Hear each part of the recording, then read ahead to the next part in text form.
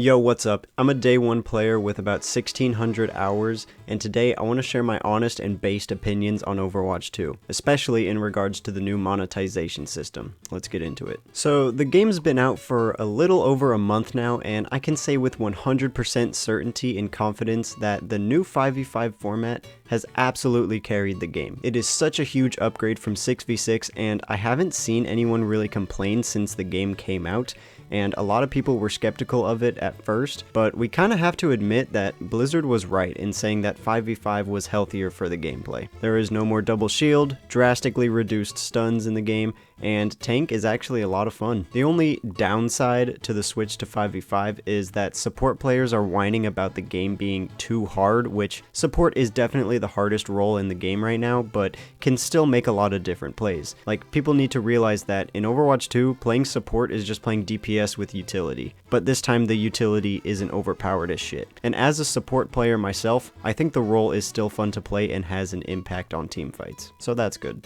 Now, the last thing I want to briefly touch on before we talk about the monetization is the new maps and modes. In general, I think the new maps are great, except kinda Circuit Royale seems very defense heavy. But after that, I have no real complaints. I think the new maps are a little bit better than the old ones just because they seem a lot more dynamic and less straightforward about where you need to position or get to the objective. Also, I fucking love push. I think it could be better than control because, well, the objective actually moves, but apparently some people hate push and would rather have 2 CP back, which I do not fucking understand at all. Apparently they don't like the walk back to point once they die. That is a little bit long, but I'm gonna give you guys a quick tip here, right? Don't play the objective on push, especially if you're support. There is like literally no need for you to play on the push bot unless the fight is over. Just take safe angles or high ground and play your life. It is literally that simple. It's basically just like an objective mode, but you don't need to play the objective. It is a ton of fun. But anyways, that's about all for the gameplay side of things, but let's get into how absolutely terrible the monetization system is for Overwatch 2. I mean, that's what everybody is saying on YouTube, and all across TikTok, they're saying that the skins are overpriced as fuck, you can't get anything if you're a free-to-play player, and apparently some of their practices were illegal in some countries for making items exclusive to bundles only. Sounds terrible, and it is bad, but here's my thing with it, guys. First off, let me say that I am somebody who actually likes in-game battle passes, and I am also okay with spending some money on literally the only game that I play.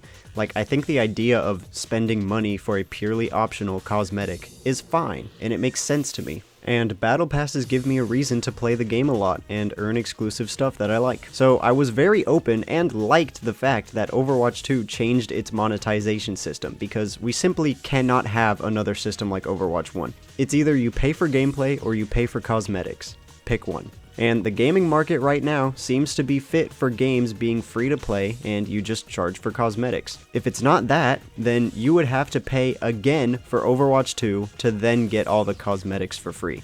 Okay, like, you can't get Overwatch 2 for free and every single skin for free and all the gameplay for free. How would Blizzard make any money to support the game at all? That's why they had to make Overwatch 2 in the first place to then monetize it, because they didn't make money from Overwatch 1 after the first few years. Now, obviously, what you pay for is also entitled to your own opinion. Like, I've seen plenty of people say that they'd rather pay full price for Overwatch 2 again, but like I said, the gaming market is just focused around free-to-play players, so we need to compete in a safe, reliable market. I mean, that's why games like Fortnite and Apex were more popular than Overwatch 1, is because it's free, so anybody can play it, and the gameplay is fun. It is literally as simple as that.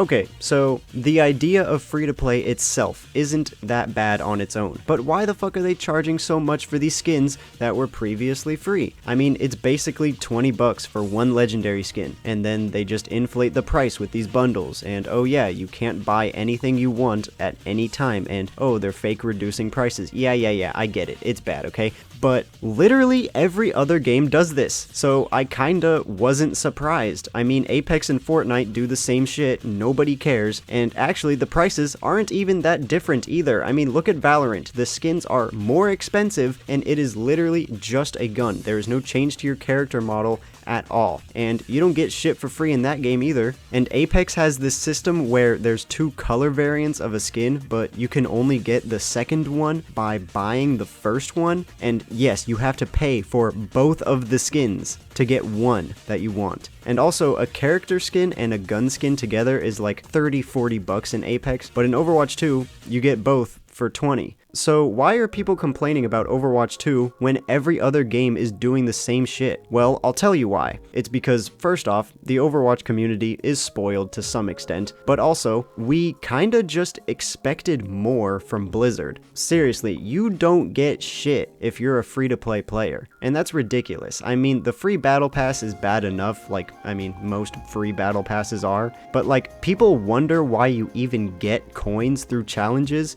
if you can't buy shit anyways. Like, you pretty much don't get any at all. But to be fair, I think the reason you get so little is because you get 540 coins at the end of the season, so that's basically half off of the next season's battle pass. But like, what the fuck else do you even get with that? So far, nothing. I actually made a video talking about events in Overwatch 2 and what they look like, and I did predict we get a new Junkenstein, but I also thought we'd at least get some earnable skins through challenges, you know? But nope, nothing. Going back and watching that video was a little bit depressing, I'm not gonna lie. And that's the thing, the player base just expected so much more.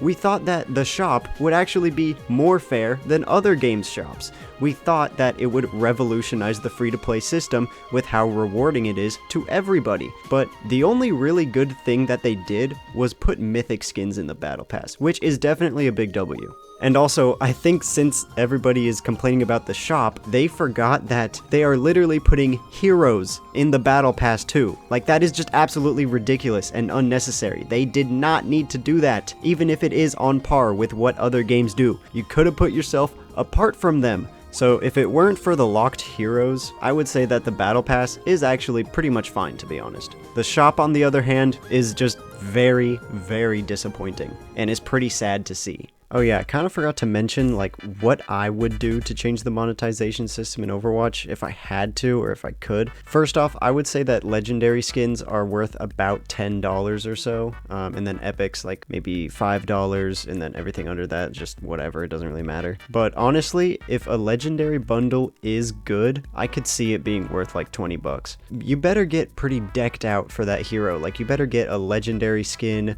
maybe even 2. Better get a highlight intro, a few emotes, like, you better be getting all that stuff. And then obviously I would just take heroes right out of the battle pass, because I think that's just ridiculous. You don't need them there, because that's just always what Overwatch has been about. And then I see a lot of people saying that they need to put credits in the battle pass. I don't think that's really necessary. I think you should get credits through either challenges or the battle pass. I feel like you don't need both. I think that it would be nice if we could get a way to get infinite battle passes if we keep on completing them. Let's say once you complete the main battle pass, including the titles you get afterwards, you can get credits to then, you know, earn the next one for free. I think that would be a good system. And also, I think the shop just kind of needs to be bigger. It doesn't really seem like there's a lot in there. And also, I would kind of update it more frequently. I don't know, the end goal for your monetization, I feel like, should be, you should treat new players as if they can still earn stuff, because I mean, that's the whole point of free-to-play, right, is to satisfy everybody. But the only thing I can actually conclude from all of this bullshit is that I'm afraid the Overwatch team isn't even to blame for all of this. Like, I really doubt the Overwatch team alone would make such unfriendly changes. So I think it's obvious that the higher ups at Blizzard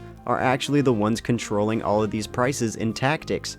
And it fucking sucks once again, because it's not always the Overwatch team's fault for doing shit when they work for such a shitty company. They are always the ones setting back the Overwatch team. You guys want to know why Overwatch 2 took so long? It's because the higher ups would make the team do Overwatch 1 work and then just scrap it afterwards, wasting their fucking time over and over again. Also mismanagement, also lawsuits, also all this change in organization. It was really a mess, okay? Okay, I'm too fired up here. Yes, the monetization system is not perfect, and we have no clue if it will get better over time or even for next season. But god damn it, this game is fun as fuck. But we will have to see how long Overwatch 2 can survive off of this amazing gameplay alone. So if you like the video, then like it, and if you want to see more like this, then subscribe, and I'll see you guys later.